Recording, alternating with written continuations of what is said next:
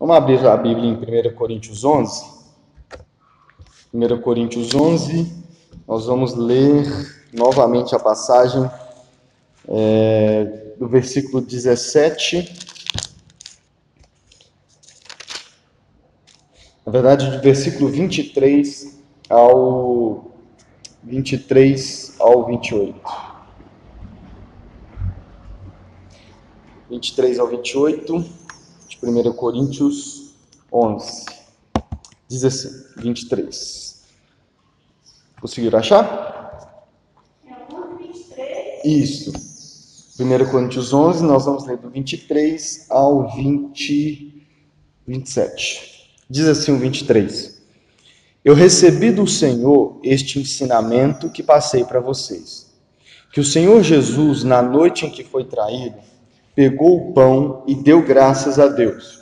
Depois partiu o pão e disse: Isto é o meu corpo que é entregue em favor de vocês. Façam isto em memória de mim. Assim também, depois de jantar, ele pegou o cálice e disse: Este cálice é a nova aliança feita por Deus com seu povo, aliança que é garantida pelo meu sangue. Cada vez que vocês beberem deste cálice, façam isso em memória de mim. 26. De maneira que cada vez que vocês comem deste pão e bebem deste cálice, estão anunciando a morte do Senhor, até que ele venha. Até aí é suficiente. Nós falamos sobre isto é o meu corpo que é entregue em favor de vocês, a semana passada. Como que precisava haver o sacrifício, né? Um sacrifício perfeito de um cordeiro sem mácula para pagar o preço pelos pecados, para não só perdoar os pecados, como quebrar a escravidão do pecado em que nós vivíamos. E Jesus foi esse cordeiro perfeito, né? O sacrifício dele foi perfeito nesse sentido, porque ele era perfeito, ele nunca pecou e ele era o próprio Deus. E hoje nós vamos falar sobre quando ele disse o outro elemento da ceia, que é: este cálice é a nova aliança feita por Deus com o seu povo, aliança que é garantida pelo meu sangue. Bom, nós precisamos fazer, para entender, nós precisamos fazer uma breve lembrança a respeito de toda a história do Antigo Testamento, para que a gente possa compreender isso. Antes disso, a aliança, quando a gente fala em aliança, aliança é algo que nós conhecemos, né? Nós conhecemos bem o que é uma aliança. Pessoas fazem aliança. A aliança mais conhecida nossa hoje é a aliança de casamento, né? Só que quando a Bíblia fala de aliança, não está falando do objeto em si, dessa aliança que nós usamos no dedo em si. Está falando daquilo que ela representa, né? A aliança que nós temos com, por exemplo, o nosso cônjuge, ela não é apenas esse objeto aqui, né? Tanto que, se você perder esse objeto, você não perdeu a sua aliança. A minha fininha, se ela quebrar, eu não quebrei a minha aliança que eu tinha com a Jennifer. Porque isso daqui é apenas um símbolo, é apenas uma lembrança, é apenas um objeto que representa algo que existe. Então, a aliança fala do compromisso que uma pessoa cria com a outra, né? Essa aliança me lembra os votos e os compromissos que eu fiz com a Jennifer no altar em 2017, né? De maneira que a gente pode trocar essa aliança objeto e a minha aliança com ela de casamento vai permanecer a mesma. Nós trocamos o objeto, o símbolo que representa, mas não trocamos a aliança em si. Porque a aliança fala de um tratado, normalmente, na maioria das religiões, os noivos fazem votos um ao outro, né? Prometa, ser fiel, aquele clichê de que hoje só tem filme e novela, prometa ser fiel na alegria, na tristeza, até que a morte os separe. Eles já tiraram essa parte, porque até que a morte separa não é bom mais para a maioria das pessoas, né? O lema hoje é que seja eterno enquanto dure, né? Ou seja, eu quero que seja eterno, mas se não durar, não tem problema não. Então, a aliança é esse compromisso. É esse compromisso que duas pessoas estabelecem uma com a outra, e essa aliança determina, vamos dizer assim, como o relacionamento vai ser, né? Quando o cônjuge, o marido promete para a futura esposa, para até então noiva, ser fiel na alegria, na tristeza, na saúde, na doença, até que a morte o separe, ele está praticamente dizendo, nada nessa vida vai nos separar. Independente da nossa situação, eu vou permanecer fiel a você, né? E vice-versa. Então, a aliança é aquilo ali, é aquele compromisso, é aquele voto, é aquela promessa de permanecer fiel, independente do que aconteça. Isso é aliança. E quando a Bíblia fala de aliança, a Bíblia apresenta Deus como um Deus de aliança, né? A Bíblia apresenta Deus como um Deus de aliança. A palavra aliança mesmo, o termo aliança, vai aparecer com Noé, em Gênesis capítulo 6. Gênesis capítulo 6. Mas, baseado no que Gênesis 6, na aliança de Deus com Noé, depois em Gênesis 12, na aliança de Deus com Abraão, nós podemos entender que já no Jardim do Éden havia uma aliança. Que aliança era essa? Deus criou o homem e falou com ele, olha, você pode dominar, eu criei você para dominar sobre todos os animais, para dominar toda a terra, para subjugar toda a terra. Está aqui Eva para ser a sua ajudadora, auxiliadora idônea. Então você pode fazer tudo. Na verdade, era quase uma ordenança, né? Domine sobre. Deus não estava, você pode dominar se você quiser, não. Era meio que uma ordenança, né? Olha, faça isso porque é a minha vontade que você domine sobre tudo na terra e cresça e multiplique e encha a terra com seus descendentes. Ou seja, faça filhos e mais filhos. Fazer muitos filhos é bom para Deus, né? Então, faça filhos e mais filhos e tudo mais, encha a terra. E eu vou ser o seu Deus. Eu vou vir aqui, eu vou estar com você, eu vou prosperar, eu vou te abençoar e tudo mais. E havia uma cláusula lá, que seria a cláusula da quebra do relacionamento, né? Então, de certa forma, podemos dizer assim, Deus estabelece uma aliança para estabelecer o relacionamento. Aliança e relacionamento, vamos dizer assim, andam juntos. Por quê? Sempre às vezes a gente não tem consciência, mas a gente sempre estabelece termos de uma aliança no relacionamento com alguém. Por exemplo, a gente já parou de ter contato com várias pessoas. Tem certeza que você já deixou de ter contato com alguém porque aquela pessoa fez algo que você falou assim, não, isso não é coisa de amigo fazer. Fulano fez isso, agora eu não quero mais conversa com ele, né? Já deve ter passado por isso. Ou seja, por mais que você nunca falou assim, olha, essa é a minha aliança com você e os termos é esse. Se você fizer isso, nós vamos ter um relacionamento. Mas se você fizer aquilo outro, nós não vamos ter mais um relacionamento. A gente pode não falar aliança, mas naturalmente a gente acaba estabelecendo, vamos dizer assim, né, as regras lá, as cláusulas, né, que hoje em dia todo contrato de aluguel, por exemplo, a gente coloca a cláusula primeiro e tudo mais. Nós estabelecemos, ainda que inconsciente, as cláusulas para um relacionamento. E isso nós podemos chamar de aliança. Então, havia uma cláusula lá, na primeira aliança de Deus com os homens, que era, se você comer da árvore que está aqui no meio do jardim, você vai morrer. Né? Você vai morrer. E nós sabemos, já preguei recentemente sobre isso, que o homem quebrou essa cláusula, por isso foi expulso do jardim. Já não podia mais ter um relacionamento com Deus da maneira como Deus havia planejado. Amém? Então, essa foi a primeira aliança que Adão e Eva quebraram. Depois disso, a Bíblia começa Gênesis 6 dizendo que Deus olhou para a terra e viu que os pensamentos do ser humano, os desejos do ser humano, as atitudes do ser humano eram sempre para o mal. Depois vocês já leram, né, Gênesis 6. Lá fala, repete várias vezes, que Deus viu que o ser humano só queria coisa errada. Então, a Bíblia diz que Deus chegou ao ponto de se arrepender de ter criado todas as coisas, e ele tomou a decisão de matar todo mundo, todos os seres humanos, mas achou graça aos olhos de Deus, e graça a favor não merecido, Noé e a sua família. Né? Deus não ia acabar com tudo que ele havia feito. Ele iria, vamos dizer assim, seria um recomeço, né? E ele, através da sua graça, favor não merecido, ele escolhe Noé e a sua família. E aí, nós lemos Gênesis 6, nós vemos que Deus disse isso para Noé.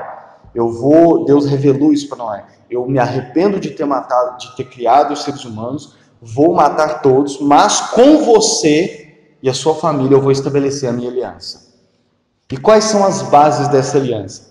Eu vou poupar a vida de você e da sua família, dos seus filhos e das suas noras, vou poupar vocês. E o que eu quero da parte de vocês? Que você acredite em mim e construa uma arca.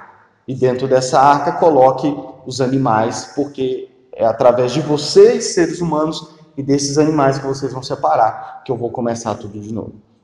E resumindo a história, Noé crê em Deus, faz aquilo que Deus disse para ele fazer, e no primeiro dia, após o dilúvio já ter passado, e eles saírem da arca, a Bíblia diz que Noé constrói um altar e oferece um daqueles animais em sacrifício a Deus. E Deus vem novamente, reafirma a aliança dele com Noé, e fala, essa é a aliança que eu vou estabelecer com você. E Deus ainda vai, como eu disse, a aliança que eu tenho no dedo, que vocês têm no dedo, representa a aliança que vocês fizeram no dia do casamento, certo? Deus estabeleceu um símbolo, um sinal, para que pudéssemos ser, para que Noé lembrasse, Noé e a sua família lembrasse, e para que até hoje a gente lembrasse de qual era a aliança que Deus fez. E na Bíblia nós vemos Deus dizer, o meu arco estará nos céus. Que arco é esse? É o que nós hoje chamamos de arco-íris. Né? O arco-íris, e Deus disse, todas as vezes que a chuva vir e tudo mais, ele vai aparecer. Então, todas as vezes que você vê um arco-íris, lembra, ali está o sinal, o que representa a aliança que Deus fez com Noé, nem sei quantos anos atrás. Né? Mas é o que lembra até hoje. E não só Noé, porque quando Deus estabeleceu essa aliança com Noé, ele estava estabelecendo com toda a raça humana, amém? Porque Noé, a partir daí, deu origem a todos nós hoje aqui. Então, a aliança que Deus fez com Noé, Noé foi o primeiro representante, mas é uma aliança com todo ser humano. Por isso que Deus nunca mais vai mandar um dilúvio sobre a terra. Por que nós podemos ter certeza disso? Porque Deus fez uma aliança com Noé, colocou um símbolo que existe até hoje nós vemos o arco-íris, né? E por mais que a chuva possa ser aquela pancada de causar até um estragozinho, mas o mundo mais não acaba em dilúvio. Por quê? Porque Deus fez uma aliança com Noé e prometeu que nunca mais ele faria aquilo. Amém? Então, depois dessa aliança com Noé, Deus vai e faz uma aliança com Abraão, em Gênesis 12. E a aliança com Abraão é, talvez, do Antigo Testamento, a aliança mais importante. Porque a aliança de Abraão, que Deus fez com Abraão, ela vem se arrastando até o nascimento de Jesus. Amém? E essa aliança aqui, que Jesus fala na Santa Ceia, tem muito a ver com a aliança de Abraão. Qual foi a aliança que Deus fez com Abraão? Primeiro nós precisamos entender que mesmo depois do dilúvio, depois de Deus ter recomeçado tudo, o ser humano continuou mal. O ser humano continuou mal. Daí então nós vemos que o fato de Deus ter poupado Noé e a sua família não era porque eles eram bons, né? Porque a primeira impressão que dá é isso. Todo mundo era mau, mas Noé e a sua família era bom. Não, eles também eram maus. Eles também eram pecadores, como eu venho dizendo. A natureza deles também era pecaminosa. Tanto que, logo após eles recomeçarem a vida, acontece o problema do filho de Noé plantar uma vinha, se embriagar, ficar bêbado, se expor sua nudez diante dos filhos, que era algo inimaginável em tempos atrás e ainda é em alguns países do mundo. E um dos seus filhos, ao invés de cobrir a nudez do pai, ele vai lá e conta para os seus irmãos, de maneira que o Noé até amaldiçoa o seu filho. Né? Então nós vemos que a humanidade continuou má. Depois disso nós vemos a Torre de Babel, onde os seres humanos juntaram e disseram, vamos construir uma torre para exaltar o nosso nome, construir um nome para a gente, e aí vem onde Deus vem e confunde a língua deles e cria todas essas línguas que estão aí, para que eles não se exaltassem sobre todas as coisas. Né? Então, baseado nesse pano de fundo, onde o ser humano é mau, desde Gênesis 3 e tudo mais, e Deus recomeçou e o ser humano continuou mal e tudo mais, vem a aliança de Deus com Abraão. Deus chama Abraão, e ainda vou falar um pouco melhor disso em outra oportunidade, mas a aliança que Deus faz com Abraão, as promessas que Deus faz com Abraão, eram basicamente promessas para poder consertar tudo que tinha sido estragado até ali. Amém? Tudo que tinha sido estragado até ali. Deus chama Abraão em Gênesis 12 e diz assim, olha, sai da sua terra, do meio dos seus parentes, e vai para uma terra que eu vou te mostrar. Olha os termos da aliança. Deus aparece para Abraão e basicamente diz com Abraão: Abraão, eu quero me relacionar com você. Eu quero ser o seu Deus. E ele vai falar isso em Gênesis 12 e em Gênesis 15. Eu quero ser o seu Deus. Eu quero ser a sua recompensa. Eu quero fazer de você um pai de multidões. E Abraão não tinha filhos até aí. Eu quero fazer de você um pai de multidões. Eu quero, através de você e do seu descendente, abençoar todas as famílias da terra. Em outras palavras, eu quero usar você e a sua família para restaurar tudo que foi quebrado. Tudo de errado que está no mundo, eu quero usar você e seu descendente e a sua família para consertar. Isso é o que eu quero fazer com você. E o que você precisa fazer? O que eu quero que você faça para que a gente possa estabelecer essa aliança? Primeira coisa, eu quero que você saia do meio dos seus parentes. Eu quero que você deixe a sua família e vá para uma terra que eu ainda não vou te falar agora o nome. À medida em que você for caminhando, eu vou te mostrar ela. Eu vou te levar para ela. Segunda coisa, todo primogênito, todo homem que nascer na sua casa, você vai circuncidar ele. Circuncidar é cortar o prepúcio. Vamos dizer assim, fazer uma cirurgia de fimose à moda antiga, né? Então, essa era o sinal. Qual era a parte de Deus? Era usar a família de Abraão, era abençoar Abraão, proteger Abraão, ser a recompensa, ser o escudo dele, como Deus diz em Gênesis 15. E qual era a parte de Abraão? Crer em Deus, sair, e a primeira atitude de fé, né? A primeira atitude que iria demonstrar que ele cria em Deus, era deixar a sua família, deixar os seus parentes, ir para um lugar onde Deus não mostrou. Normalmente, por exemplo, ontem nós fomos em Lagoa Santa, BH praticamente. E para ir, coloquei lá o GPS. Até quando chegou ali no pedágio que tem ali chegando, a gente foi sem GPS. Chegou ali, a gente colocou lá o GPS. Por quê? Porque embora a gente sabe que é aqui em BH, mas a gente não sabe exatamente. E até mesmo quando a gente vai para um lugar onde a gente já conhece, às vezes a gente ainda põe um GPS, né? Só para tirar uma dúvida. Imagina Deus aparecer hoje para você e falar assim: deixa a sua família, deixa a sua cidade, larga o seu emprego e vai para uma terra. Mas onde que é, Senhor? Qual que é o endereço? Me fala aí para me pôr já no GPS aqui, para me saber o caminho. Deus dizer: não vou te falar agora. À medida em que só confia em mim, sai daí onde você está. À medida em que você for caminhando, eu vou te mostrar. Imagina a fé. Hoje em dia, acho que Deus falasse assim: vai na cidade tal ali, e eu não vou te dar GPS, a gente talvez não iria. Senhor, mas eu vou me perder e tudo mais. Então, esses eram os termos da aliança. E a principal marca por parte de Abraão era circuncidar os machos da sua casa. Todo homem tinha que ser circuncidado. E Deus ainda colocou uma coisa: o homem que não for circuncidado, ele vai quebrar a aliança que eu estou estabelecendo. E ele vai ter que ser expulso, banido da família, do clã, do povo. Nós vamos ver isso mais para frente. Ou seja, Deus, quando ele faz uma aliança, ele estabelece os termos. Amém? Então, a aliança, quando nós falamos aliança de Deus, um Deus de aliança, nós estamos dizendo que Deus estabelece... Por exemplo, quando a gente fez o contrato do aluguel aqui, o Pedrinho permitiu que eu encontrasse um modelo e fizesse. Mas aí o que eu fiz? Eu mandei para ele antes de imprimir o arquivo e ele viu lá. E eu falei: se você quiser acrescentar, alterar ou tirar alguma coisa, é só você falar, né? Nesse caso, no nosso caso, o Pedrinho foi gente boa e falou: não, tá ok. Mas normalmente, para você estabelecer um contrato hoje em dia, é até complicado, né? Porque a pessoa: não, acrescenta isso para mim. Sem isso eu não assino. Não, tira isso, não quero que tenha isso no contrato, né? Vai aquela discussão onde ambas as partes chegam a um acordo em um contrato. A aliança que Deus estabelece é diferente. Quem define os termos é Ele. Para ter uma aliança com Deus, quem define os termos é Deus. Deus estabelece os termos, Deus estabelece as regras, as cláusulas lá de uma aliança com Ele, para nós termos um relacionamento com Ele, onde Ele expõe a parte dele, a responsabilidade dele, e Ele expõe também aquilo que Ele quer de nós. E assim é estabelecida uma aliança. Então, Deus é um Deus de aliança e Ele estabeleceu uma aliança com Abraão. E essa aliança com Abraão foi passando de Abraão, Isaac e Jacó, Abraão, aí depois vem o seu filho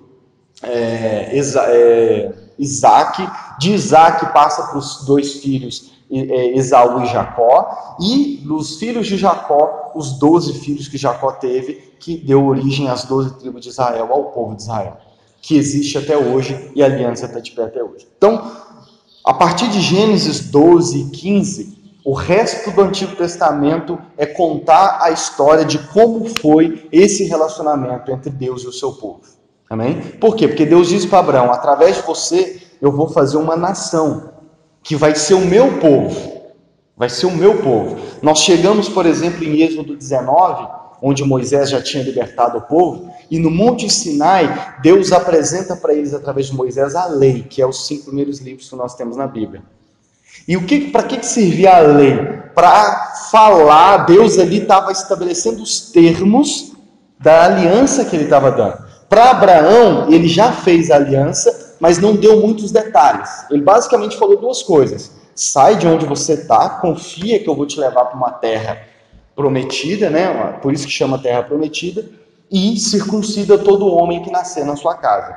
Por enquanto é isso. No Monte Sinai, através de Moisés, quando o povo já era difícil de contar, quando já era uma multidão, Deus veio e deu a lei, aumentou os termos, né? Colocou vários outros mandamentos, deu os 10 mandamentos e todas as outras leis. E Deus diz, nós vamos ler isso em Êxodo 24, Deus diz assim: estes são os termos da aliança. Vamos ler lá, Êxodo 24. Volta lá atrás, Êxodo 24, 7 e 8.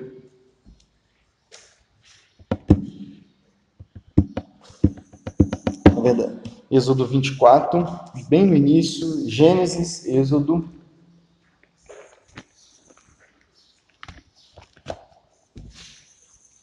Gênesis, Êxodo 24, versículo 7 por enquanto. Diz assim, ó: depois pegou o livro da aliança, onde estavam escritos os mandamentos do Senhor, e o leu em voz alta para o povo. E eles disseram: nós obedeceremos a Deus, o Senhor, e faremos tudo o que Ele mandar. Aqui está resumindo o que Moisés fez. Moisés subiu no Monte Sinai, Deus deu para ele as leis, Deus mandou Moisés escrever todas as leis, e mandou Moisés: agora desce e lê para o povo, fala com o povo que esse vamos dizer, as cláusulas, né, da aliança que eu quero estabelecer com eles, do relacionamento que eu quero ter com eles. E aí o versículo diz: Moisés pegou o livro da aliança, onde estavam escritos os mandamentos do Senhor, e leu para o povo. E o que o povo entendeu? Que nós temos que obedecer isso tudo. Então o povo disse: nós obedeceremos ao Senhor em tudo. Eles falam em tudo o que Ele mandar. Ou seja, Moisés disse: aqui está a lei, os mandamentos da aliança que Deus quer estabelecer com vocês. Vocês precisam cumprir tudo que está aqui para manter a aliança com Deus. E aí, aqui não está falando, mas, por exemplo, depois se você quiser ler na sua casa, em Deuteronômio 28, Deus vai falar detalhes da parte dele. Deus diz assim: eu coloco diante de vocês a vida e a morte. A vida para que vocês vivam. Se vocês me obedecer, seguir os meus mandamentos, eu vou fazer isso na vida de vocês. Vou abençoar, vou prosperar o campo de vocês. Deuteronômio 28 é um capítulo grande onde Deus fala: se vocês forem me obedecer os meus mandamentos, eu vou derramar essa bênção na sua vida. Aí depois ele diz assim: mas se vocês não obedecerem, se vocês forem rebeldes, essas maldições vão vir sobre a vida de vocês. Porque a aliança tem esse lado. Tem as bênçãos que vão vir sobre a nossa vida se a gente obedecer, mas também Deus estabeleceu maldições que iriam vir sobre nós, sobre o povo de Deus, se eles fossem desobedientes. E Deuteronômio 28 é o capítulo, não só lá, mas ele resume bem, né? Olha, se me obedecer, é isso que vai acontecer. Se não me obedecer, se quebrar a aliança, é isso que vai acontecer. Então Deus estabelece os termos da aliança. E aí, o que o povo diz? Nós obedeceremos em tudo. Ou seja, nós vamos cumprir a nossa parte na aliança para que a gente tenha um relacionamento. E aí, olha o versículo 8. Então Moisés pegou o sangue das bacias, borrifou o povo com ele e disse: este é o sangue que sela a aliança que o Senhor fez com vocês, quando deu todos esses mandamentos. Assim que o povo falou, tá, nós entendemos, nós vamos cumprir, nós vamos obedecer. Moisés já tinha matado animais, pegou o sangue que ele reuniu, matou os animais lá, colocou o sangue na bacia, pegou o sangue e aspergiu sobre o povo. E o que ele fez? Esse sangue está selando a aliança que vocês estão fazendo com Deus hoje, que Deus está fazendo com vocês. Por quê? Porque nós vemos no Antigo Testamento que a aliança Deus sempre estabeleceu com a morte de um animal. Lembra lá no Antigo Testamento? Lá em Êxodo, na verdade, quando Deus tirou o povo, né, Deus fez a Páscoa, o que ele fez? Ele mandou matar um animal e passar o sangue lá. E Deus disse, esse é o sangue da Páscoa. Né? Aqui ele está fazendo novamente. Ele está matando o animal. Por quê? Porque quando Deus estabeleceu uma aliança com o povo, por que ele mandou matar um animal? E por que é aquele sangue que selava aquela aliança? Porque aquele animal morto, sacrificado, representava a morte da pessoa que quebrasse a aliança. É como se Deus estivesse dizendo assim, olha, nós estamos entendidos, né? Eu falei para vocês os mandamentos, é isso que vocês têm que seguir. Agora eu vou matar esse animal, embora não fosse Deus, fosse Moisés, né? Mas esse animal que vai morrer, ele vai representar, ele está aqui agora representando a morte da pessoa que quebrar a aliança. Se vocês quebrarem a aliança, vocês vão morrer. Nós não vamos ter mais um relacionamento, vocês vão morrer. Como Deus disse no Jardim do Éden. Né? E maldições vão acontecer, e sendo a pior delas, a morte. E esse animal está representando aqui a morte para a quebra da aliança. E o sangue é o que vai selar essa aliança. O sangue está representando, a morte representa a quebra da maldição. E esse sangue representa que a aliança agora está valendo. Né? A partir de agora, nós temos o contrato. É como os nossos contratos de aluguel hoje, a partir do momento em que assinou o papel, autenticou, a gente assina o documento, vai lá no cartório e faz o quê? E autentica. Aquele sangue aspergido é o que estava autenticando. A aliança está em vigor. A partir de agora está funcionando a aliança. Agora, o resto do Antigo Testamento é a história a partir daí. O resto do Antigo Testamento mostra se o povo foi ou não fiel a Deus na aliança que Deus estabeleceu com eles. Então, a partir de Êxodo, a partir dos 5 primeiros livros, né, que é Gênesis, Êxodo, Levítico, Número, Deuteronômio, todo o resto do Antigo Testamento, de Josué a Malaquias, é a Bíblia nos contando a história de como foi esse relacionamento, de como foi essa aliança de Deus com o povo.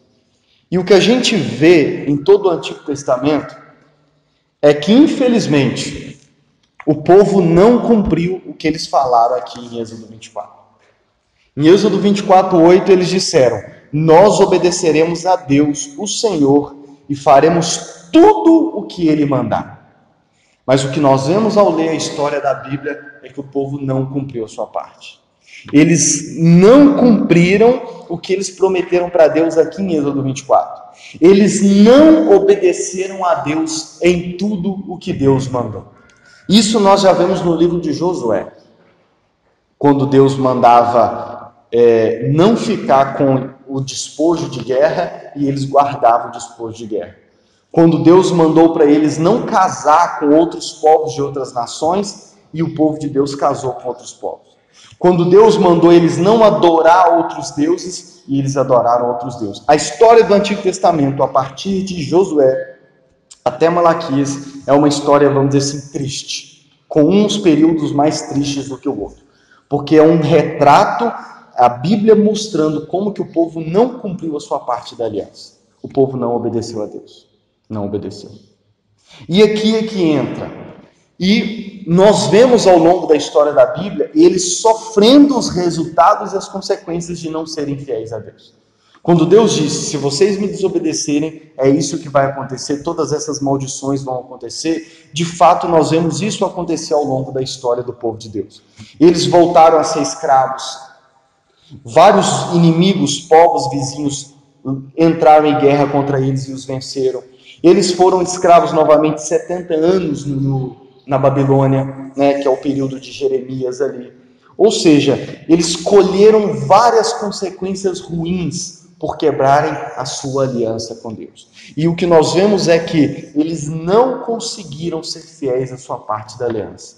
Em outras palavras, eles quebraram a aliança que Deus fez com eles. E por quebrar a aliança que Deus fez, eles colheram todo o fruto negativo, errado que Deus fez com eles. Por isso Deus, em alguns momentos, Deus disse, eu não vou nem ouvir a oração mais desse povo. Não vou ouvir. Na época de Jeremias orando pelo povo, e no capítulo 7 e no 14, Deus vira para Jeremias e diz assim, não ora mais para esse povo, porque eu não vou ouvir a oração que você fizer para esse povo, porque esse povo é um povo rebelde, que não quer me seguir. Olha para você ver, o povo chega a um nível tão grande, que Deus falou, eu não vou nem ouvir mais a oração deles, não vou nem ouvir você orar deles. É mais ou menos assim, hoje Deus virá para um pastor e fala assim, não ora para as pessoas da sua igreja, não ora para as pessoas dessa cidade, porque eu não vou ouvir, eles são rebeldes. Está entendendo? Em Ezequiel nós vemos Deus falar que o povo cometeu pecados piores do que os povos que não serviam a Deus. Ou seja, o povo de Deus, com quem Deus tinha feito uma aliança, foi tão rebelde, foi tão desobediente, que eles começaram a fazer coisas pior do que as pessoas que nunca tinham uma aliança com Deus. Para a gente ver o nível da nossa corrupção. E é por isso que aqui a gente já pode dizer uma coisa. O que nós vemos o povo de Deus aqui na Bíblia é um retrato de todo ser humano. É a mesma coisa que aconteceu lá no jardim, é a mesma coisa que aconteceu em Gênesis 6, e é a mesma coisa que aconteceu após o dilúvio, e é a mesma coisa que sempre aconteceu desde o jardim do Éden. Nós, seres humanos, não conseguimos ser fiel a Deus. Nós somos rebeldes por natureza. Nós não cumprimos a nossa parte. Se Deus colocar para nós, a única coisa que eu quero que você faça vamos dizer assim, sei lá, dar uma marmitex para alguém uma vez por semana na rua. Até isso a gente vai quebrar, porque a gente não consegue, nós somos rebeldes. Você já viu quando alguém diz assim, não fala para a pessoa não faz isso, porque aí ela vai fazer. Já viu isso? Não parece que a gente é assim? Se não falar nada, a pessoa nem fala. Mas falou, não faça isso. Existem pedagogas, né, que trabalham com crianças, já até ensinam os pais a nunca começar falando, não faça isso. Já ouviu falar disso? Eu já ouvi falar que tem uns pedagogas, até psicólogos mesmo, que aconselham pais dizendo, nunca, quando você for falar com seu filho, fala com ele, não faça isso, porque é aí que ele vai fazer. Aí a gente fica assim, por quê? É algo natural do ser humano. Até nós adultos somos assim. A gente é tentado e atraído pelo errado. Você já reparou a nossa capacidade de imitar o que é errado? A gente vê um trem errado, a gente aprende assim, Quando a gente quer imitar um trem certo, a gente demora muito tempo. Mas o errado a gente aprende numa facilidade, né? Outro exemplo, nós ainda vamos ter filhos, vamos ver isso ao vivo e a cores, né? Mas nós sabemos por nós. Às vezes, um casal tem um filho e que, de certa forma ali, quando você olha ali, ele nunca teve contato com pessoas que ensinaram algo de errado para ela. Mas do nada a criança faz algo que você pergunta assim, com quem que você aprendeu isso? E na maioria das vezes não foi ninguém que ensinou, mas a criança fez algo de errado. Eu gosto sempre de um exemplo que eu ouvi o pastor Paulo Júnior falar. Ele fala que ele tem 2 filhos, eu acho. Na época que eu ouvi ele falando isso, ele tinha 2 filhos. Um bebezinho ainda e um outro mais velho, 4, 6 anos, não lembro. E uma vez ele pegou o filhinho mais velho dele, cuspindo na cara, cuspindo no rosto do filho mais novo, do bebezinho. E ele falou assim, irmãos, meus filhos nunca conviveram com alguém que pudesse ensinar isso para eles. E quando eu cheguei para ele e corrigi ele, perguntei ele por que ele fez isso, ele virou para mim e falou que foi o diabo. E aí ele contando, e ele falou assim, eu falei com ele, não foi o diabo não, foi o Adão caído que está dentro de você. É o homem caído, o pecador que já está aparecendo. E é dessa forma. Nós somos pecadores.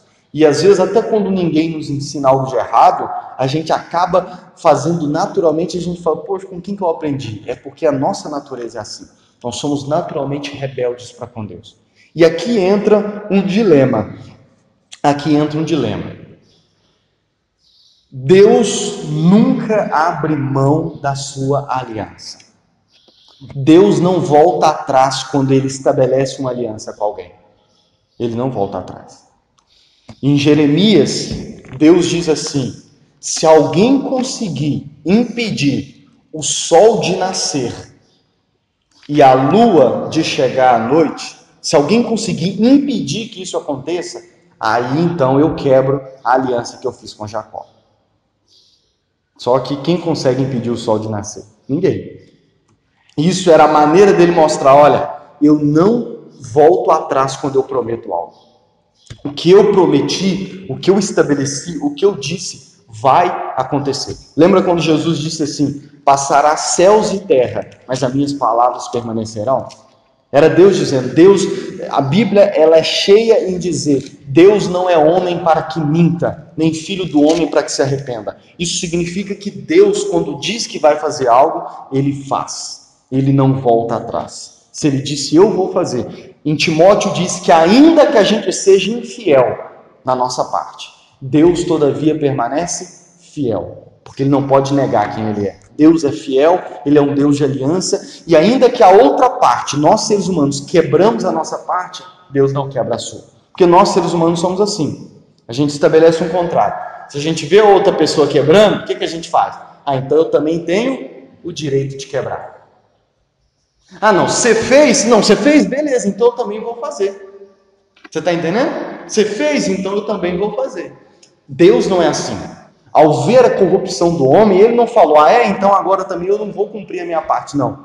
Deus, ele permanece fiel à parte dele. Deus nunca quebra uma aliança. Deus nunca quebra uma promessa. Se ele prometeu, ele vai cumprir. Abacuque diz assim, ainda que demore, o que não é uma demora, é o tempo de Deus, mas no nosso ponto de vista é uma demora. Ainda que demore, espere, porque é certo que virá e não tardará. Ou seja, o que Deus prometeu fazer, ele vai fazer.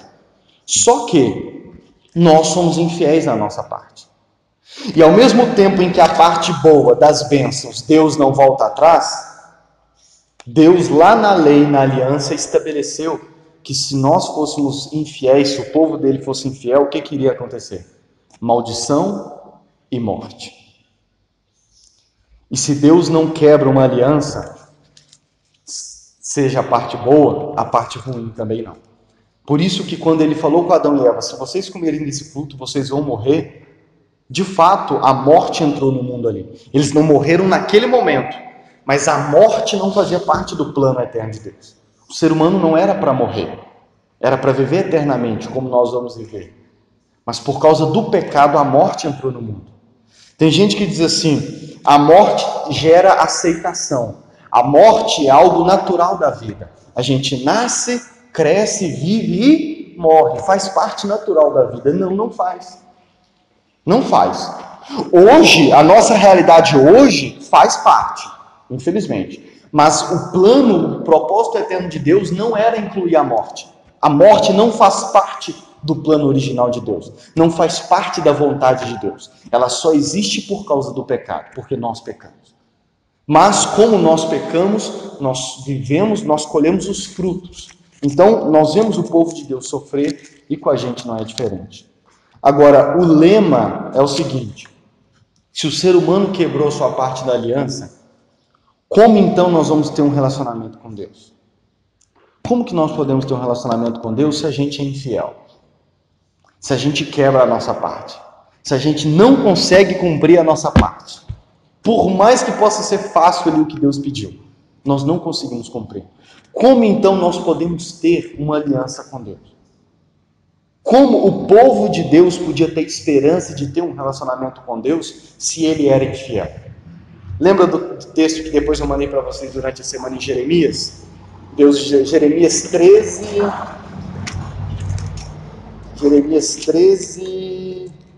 não lembro agora o versículo. Jeremias 13.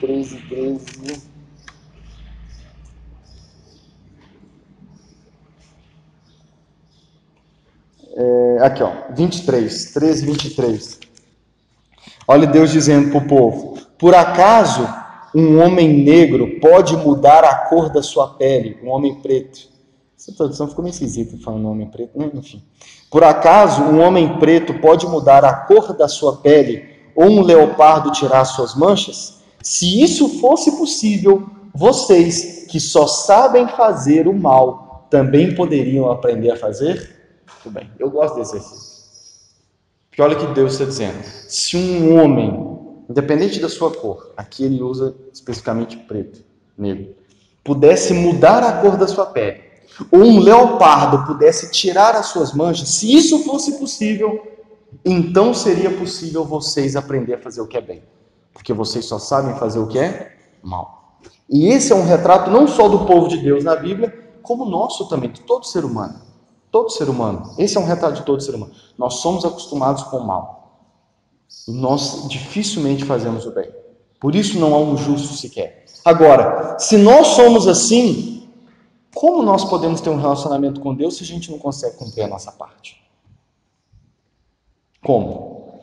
Como que Deus vai se relacionar com a gente, Ele que é um Deus santo, puro, justo, se nós somos infiéis? Se nós não conseguimos cumprir a nossa parte, que esperança a gente pode ter de Deus ouvir as nossas orações? Porque isso faz parte da aliança. Deus disse, uma das coisas que Deus disse é: se vocês forem fiéis, eu vou ouvir a oração de vocês. Mas se vocês forem desobedientes, o céu vai se fechar como de bronze. E ele estava dizendo, era o jeito dele dizer que não ouviria as orações do povo. Lembra que eu disse que o próprio Jeremias, Deus disse: não ora por eles porque eu não vou ouvir. Por quê? Porque eles são rebeldes. Que esperança a gente tem de ter um relacionamento com Deus? Que esperança nós temos de dizer, assim como Davi no Salmo 6, que quando ele ora, Deus ouve? Que esperança nós podemos ter de pedir a Deus que nos cure, se nós estivermos enfermos, como Davi estava no Salmo 6, se nós não somos fiéis à nossa parte da aliança? Se, como resultado do que nós fazemos, nós só podemos colher maldição e morte. Aí é que entra Jesus. Ele é a resposta. Na ceia ele estava respondendo essa pergunta. Vamos ler primeiro Jeremias 31.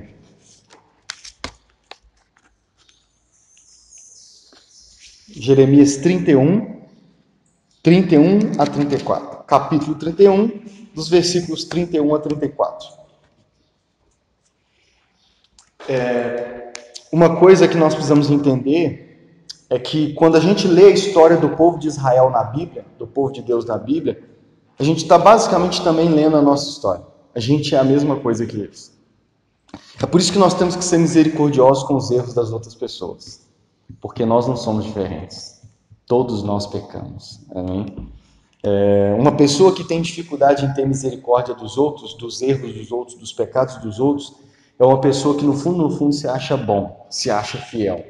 E ele está mais enganado ainda, porque nenhum de nós é fiel, nenhum de nós é bom.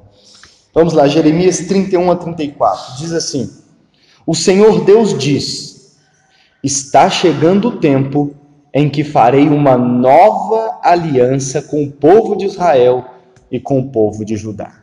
Farei o quê? Uma nova aliança. Por quê? Qual é a primeira aliança? A primeira aliança é a feita com Abraão, estabelecida através de Moisés com as leis e tudo mais. Amém? Entenda que é a mesma lei. Por quê? Porque o povo ali que Moisés libertou da escravidão são os descendentes de Abraão. Então Deus não fez uma aliança com Abraão e fez outra com o povo de Israel. Não, é a mesma aliança. O que Deus fez na época do Êxodo foi acrescentar e explicar mais detalhadamente os termos da aliança que ele fez com Abraão. Amém? Tanto que a circuncisão vai estar lá. Amém? Então é a mesma aliança. Então essa é a primeira aliança. É a aliança do Antigo Testamento.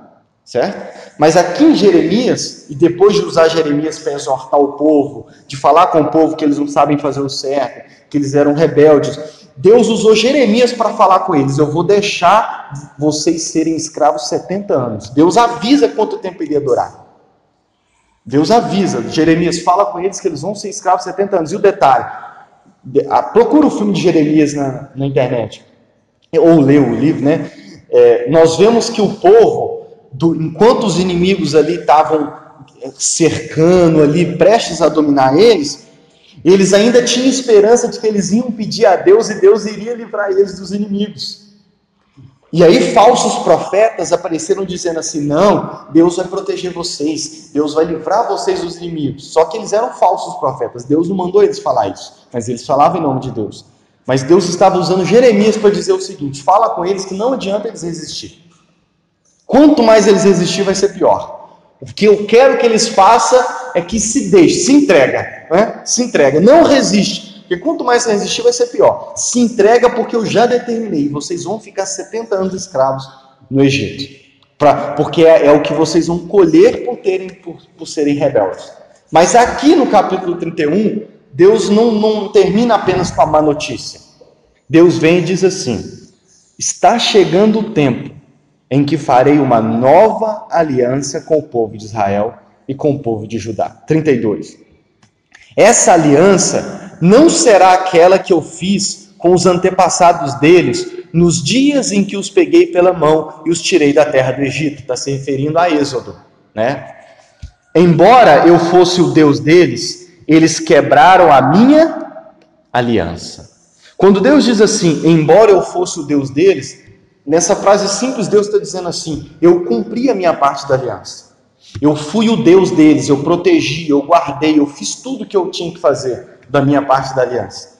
Mas eles quebraram a minha aliança, eles não foram fiéis. Sou eu o Senhor que está falando. 33. Quando esse tempo chegar, o tempo da nova aliança, farei com o povo de Israel esta aliança. Eu porei a minha lei na mente deles e no coração deles a escreverei. Eu serei o Deus deles e eles serão o meu povo. Sou eu, o Senhor, quem está falando. 34. Ninguém vai precisar ensinar o seu patrício ou irmão, nem o seu parente, dizendo: procure conhecer a Deus, o Senhor, porque todos me conhecerão, tanto as pessoas mais importantes como as mais humildes, pois eu perdoarei os seus pecados e nunca mais lembrarei as suas maldades. Eu, o Senhor, estou falando. Aqui em Jeremias 31, Deus dá uma nova promessa para o povo, dá uma esperança para o povo. O que Deus diz? Olha, eu cumpri a minha parte da aliança, eu fui o Deus deles, mas eles quebraram a minha parte da aliança.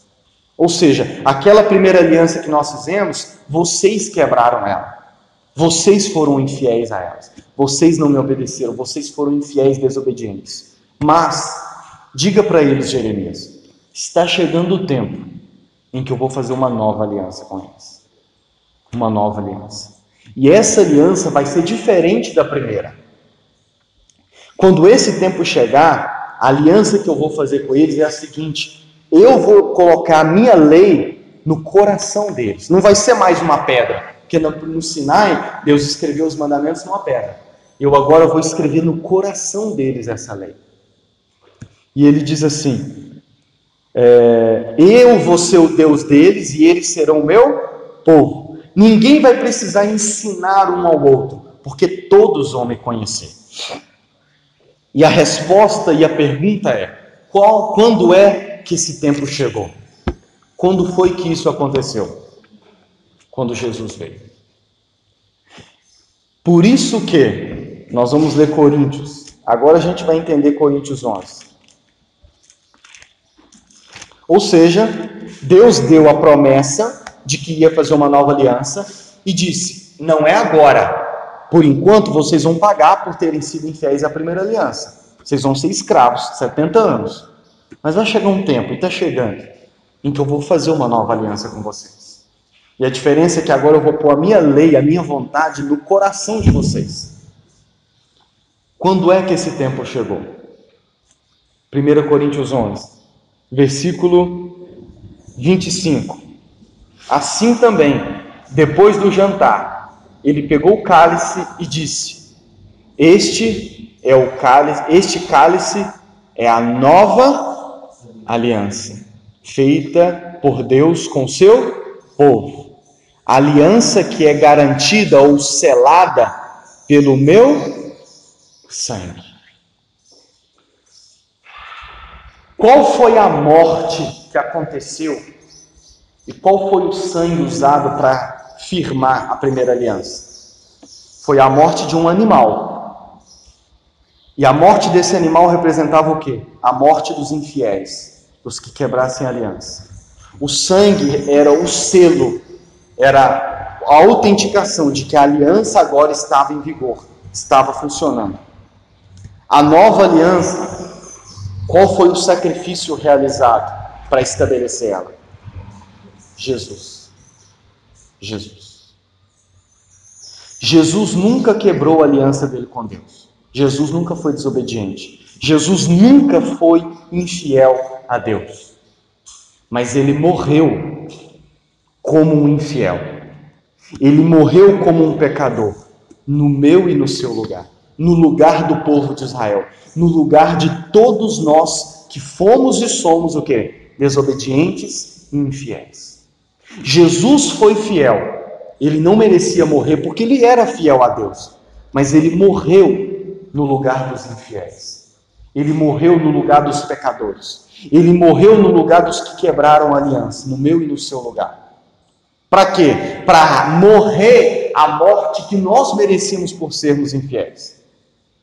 Ele é aquele que morreu. Por isso que nós dizemos que a morte de Jesus foi substitutiva. O que isso significa dizer? Que ele nos substituiu naquela morte. Nós tínhamos que morrer porque nós somos infiéis. Nós somos infiéis. Mas por que nós não precisamos morrer? Porque ele morreu no nosso lugar. Ele foi o nosso substituto. E o detalhe, todo o livro de Hebreus vai dizer que a segunda aliança, a nova aliança, ela é muito melhor do que a antiga. Porque a antiga foi feita através do sacrifício de um animal. A nova aliança foi feita através do sacrifício do próprio Filho de Deus. A primeira aliança foi selada com o sangue de um animal. A nova aliança foi selada com o sangue de quem? De Jesus. E é disso que nós lembramos na Santa Ceia. Quando nós pegamos o corpo, nós lembramos da morte. Quando nós pegamos o suco da uva, o vinho, nós lembramos do sangue. E Jesus disse: este é o sangue da nova aliança. Todas as vezes que vocês pegarem o cálice e levantarem ele e beberem ele, vocês vão estar lembrando que a nova aliança que Deus estabeleceu com vocês não é baseada no sangue de um animal. É baseada no meu sangue. Ela é o selo, ela é a garantia. E detalhe, o que é mais maravilhoso, a primeira aliança dependia da obediência do povo. Amém? Dependia do povo ser obediente, ser fiel. Só que o povo nunca conseguiu. A nova aliança não depende da minha e da sua obediência.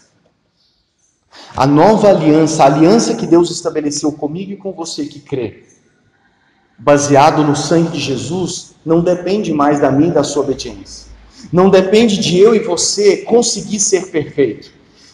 Se eu for perfeito, se eu conseguir ir todo domingo na igreja, se eu conseguir ler a Bíblia toda, se eu conseguir jejuar, se eu conseguir dar oferta, se eu conseguir ajudar os pobres, tá entendendo? Se eu for uma boa, se eu conseguir parar de mentir, se eu conseguir parar de pecar, se eu, Deus então vai ser fiel e eu vou ter um relacionamento com Ele. Se eu for certinho, Deus vai ouvir a minha oração. Se eu nunca pecar, Deus vai ouvir a minha oração e vai se relacionar comigo. A nova aliança não depende disso. Não é baseado na minha e na sua atitude. Não é baseado na nossa obediência. Não é baseado nas nossas boas obras. Se eu fizer o bem para o próximo, se eu ajudar o próximo, Deus vai se agradar de mim, vai se relacionar comigo, vai me abençoar. A nova aliança, a aliança na qual nós vivemos, não depende de mim e de você. Por quê? E depende de quem então? A nova aliança não é baseada na nossa vida, é baseada na vida de Jesus. Deus exige fidelidade? Exige, mas não exige a minha... Não, peraí, deixa eu reformular para não parecer estranho, né? Mas a nova aliança é estabelecida na fidelidade que Jesus teve com o Pai. Ele é o nosso substituto e o nosso representante em tudo. Tanto em colher a maldição, porque ele colheu a maldição, ele morreu por causa da nossa infidelidade. Então ele pagou o preço. Por isso que Deus teve que, de certa forma, o abandonar ali no momento da cruz. Por isso que Deus não o salvou, Deus não o ajudou. Por quê? Porque ele pagou o preço no nosso lugar. O que Deus tinha que fazer com a gente, Deus fez com quem? Com ele. Então, a nossa infidelidade, a maldição que nós merecíamos, Gálatas vai dizer isso, ele se tornou amaldiçoado no meu e no seu lugar. Mas a vida perfeita que a gente tinha que viver, ele também viveu. A vida que Deus esperava da gente, ele viveu. Por isso, Deus não exige mais perfeição minha e sua, até porque ele sabe que nós não somos perfeitos. Mas por que então que ele permanece com a aliança? Porque Jesus foi perfeito no nosso lugar. Jesus é o nosso substituto, ele é o nosso representante, tanto na hora de pagar pelo erro, quanto na hora de viver aquilo que é certo. E é disso que nós lembramos na ceia. E é por isso que nossa fé, esperança e confiança é depositada em quem? Em Jesus. É por isso que nós erramos, sim ou não? Continuamos errando. Oxi, e vamos errar. Como depois daquele acontecido segunda-feira, né? Vocês viram em loco, né? Ao vivo e a cores, eu cometendo um erro, eu falando sem pensar, eu falando besteira e chateando uma pessoa próxima. Ainda assim eu estou aqui nesse domingo. Ainda assim nós fizemos a reunião. E vamos continuar. Por quê? Porque o nosso relacionamento com Deus... Lucas, como que você tem coragem de subir e pregar, tendo já cometido um grande erro nessa semana? É porque o fato de eu estar aqui, o fato de nós estarmos aqui, não é baseado na gente conseguir ou não errar. A gente não celebra a ceia porque eu consegui ficar isso um mês perfeito. Está entendendo? A gente não cultua a Deus no domingo porque essa semana eu consegui ser perfeito, não cometi um erro, então eu posso ir lá e cultuar a Deus. Não. Porque o nosso relacionamento com Deus hoje não é mais baseado na nossa fidelidade, porque nós vamos ser imperfeitos. Nós somos imperfeitos. Nós continuamos sendo pecadores. Martinho Lutero dizia que a gente é pecador e santo ao mesmo tempo. Somos pecadores porque é a nossa natureza. Mas nós somos santos porque cremos que a vida perfeita que nós não conseguimos viver, Jesus viveu no nosso lugar. Nós temos certeza de que Deus se relaciona com a gente, não porque a gente já pagou pelos nossos erros, mas porque Jesus pagou no nosso lugar. Por isso que toda a nossa vida, o nosso relacionamento com Deus é baseado no sacrifício de Jesus, naquilo que Ele fez por nós. É baseado na sua vida, morte e ressurreição. Por isso que nós podemos ter certeza de que Deus ouve a nossa oração, porque nós oramos em nome de Jesus. Nós podemos ter certeza que mesmo sendo pecadores, Deus ouve a nossa oração, Deus se relaciona com a gente, Deus se agrada quando nós estamos aqui. Não porque somos perfeitos ou porque fazemos as coisas de modo perfeito, mas porque nós fazemos confiando naquilo que Jesus fez, na vida perfeita que Ele teve. Por isso que nós precisamos confiar em Jesus. Por isso que ao celebrar a ceia nós estamos lembrando disso, nós precisamos lembrar disso. Não é por nós, não é porque eu sou bom, entende? Não é porque a gente é bom. A nossa certeza de que nós vamos viver eternamente com Deus quando Jesus voltar, a nossa certeza de que nós nunca vamos pisar no inferno, não é porque nós somos uma boa pessoa, não é porque nós vamos viver uma vida direitinho, não é porque eu sou evangélico, não é porque eu sou católico, não é porque eu sou isso, eu sou aquilo, não é porque eu sou pastor, entende? Não é baseado em nada que nós fazemos ou deixamos de fazer. A nossa certeza de que nós vamos viver eternamente com Deus na eternidade, que nós nunca vamos ver a porta do inferno, é baseado naquilo que Jesus fez por nós. Ele já pagou o preço pelos nossos pecados. Ele já estabeleceu, através da vida dele, da morte dele, a nova aliança com Deus. Por isso que, nos dias em que quando você se pegar em erro, Todas as vezes que lhe vier um pensamento à sua mente, olha, poxa, eu errei, eu não devia ter feito isso. Poxa, eu pequei, eu não devia, isso é pecado e eu cometi. Nossa, eu não devia ter falado aquilo que eu falei segunda-feira, mas eu falei sem pensar e eu falei, Senhor. Nossa, agora o Senhor não vai gostar de mim mais. Nossa, agora Deus não vai ouvir minha oração. Nossa, agora eu não mereço ir para o céu. Você nunca merece mesmo. A gente não merece ir para o céu. Mas a certeza de nós cristãos de que nós vamos viver eternamente com Deus é por causa do que Cristo fez. É por causa do sacrifício dele. A nossa certeza de que mesmo quando a gente comete um pecado, um erro, a gente pode dobrar os joelhos e orar a Deus que Ele vai nos ouvir. Por mais que a gente pode colher um fruto, algo errado na nossa vida, consequência de um pecado, nós podemos ter certeza de que nós podemos orar a Deus, pedir a Deus e Ele vai nos ajudar naquilo. Por quê? Não é baseado em nós, é baseado em Jesus. Por isso nossas orações são em nome de Jesus. Por isso nós vivemos em Cristo, tendo Jesus como centro da nossa vida, para tudo na nossa vida. Amém? Por isso, quando Ele voltar, Ele há de nos tornar perfeitos. Mas até lá nós temos que conviver com essa dupla coisa. Ao mesmo tempo em que a gente ainda sabe que a gente é mau, desobediente, infiel, e nunca vamos ser, pelo menos nessa vida terrena, mas nós podemos ainda nunca perder a certeza de que nós vamos viver com Ele eternamente, e que um dia Ele nos tornará perfeitos. Por quê? Porque não é garantido no nosso sangue, não é garantido na nossa morte. A garantia que nós temos é pelo sangue de Jesus, pela vida, morte e ressurreição de Jesus. E isso muda muita coisa na nossa vida, eu finalizo com isso. Isso muda muita coisa. Isso muda quando a gente é pego num erro e a gente não deixa aquele erro nos afundar. Porque quando a gente erra, quando a gente peca, o primeiro sentimento é a gente já cavar um buraco e enfiar a cabeça lá, né? O primeiro sentimento, talvez não aconteceu com você ainda, mas vai acontecer. Quando você comete um erro, e às vezes um erro grande, a primeira sensação que vem ao nosso coração é: não vou no culto. Não vou fugir do fulano porque eu errei, ele já deve estar sabendo e tudo mais. Ou olhar para os erros do passado. Eu já cometi erros na igreja e que por um período eu sentia vergonha das pessoas descobrirem ou ficar sabendo. Hoje eu não sinto mais isso. Por quê? Porque, vamos dizer assim, o meu relacionamento com Deus não é baseado na minha perfeição. Amém? Hoje eu não tenho mais vergonha de contar para as pessoas erros que eu cometi. Por dois motivos. O primeiro é porque o relacionamento que eu tenho com Deus não é baseado na minha perfeição. Então eu não preciso ficar com esse peso de ser perfeito. Você já tentou ser perfeito na sua vida? Nunca errar? Nossa, é um sacrifício que a gente não consegue. É um peso que a gente carrega que a gente não consegue carregar.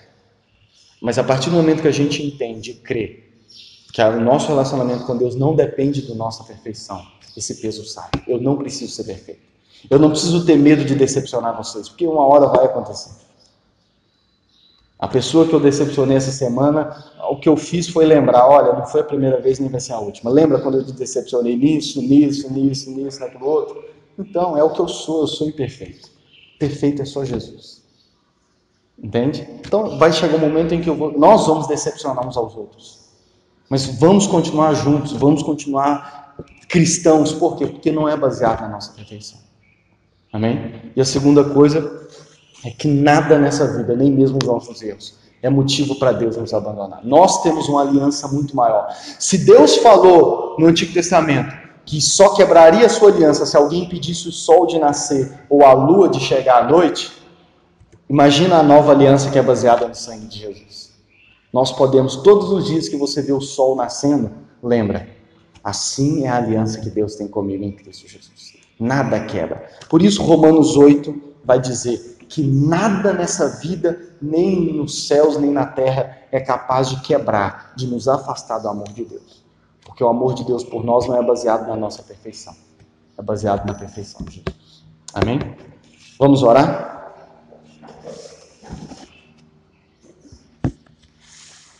Feche seus olhos. Senhor Deus, hoje nós falamos um pouco a respeito da aliança, de como o Senhor é um Deus de aliança. É um Deus que o relacionamento que o Senhor tem com a gente não é um relacionamento qualquer. não é um relacionamento de qualquer jeito. É um relacionamento baseado em aliança. Nós compreendemos como o Senhor, desde o início do mundo, é um Deus de aliança, que vem estabelecendo alianças com aqueles com quem o Senhor decide se relacionar. Mas compreendemos também como nós, seres humanos, somos infiéis e rebeldes para o relacionamento com o Senhor. Desde que Adão e Eva quebraram a primeira aliança, e desde que o povo de Deus, do Senhor do Antigo Testamento, foi infiel à aliança, este é o estado natural do nosso coração humano. Nós somos rebeldes, nós somos infiéis ao relacionamento com o Senhor, à aliança com o Senhor. Nós somos acostumados a fazer o que é errado. Nós somos acostumados a aprender o que é errado. Nós somos rebeldes desde o nascimento, porque nos rebelamos contra toda a tua vontade. E qual é a esperança que nós podemos ter então, de ter um relacionamento com o Senhor? Por que então nós podemos ter a esperança de poder um dia viver com o Senhor eternamente na eternidade, no novo céus e na nova terra? E essa é a maravilhosa boa notícia do Evangelho. A boa notícia é que Jesus é a resposta para isso. Jesus, o Senhor enviou o teu único filho nessa terra para morrer no nosso lugar, para ser o sacrifício que deveria ser pago por causa da nossa infidelidade. Por causa da nossa infidelidade, nós merecemos maldição e morte. E Jesus, há 2000 anos atrás, foi amaldiçoado naquela cruz e foi morto naquela cruz no nosso lugar.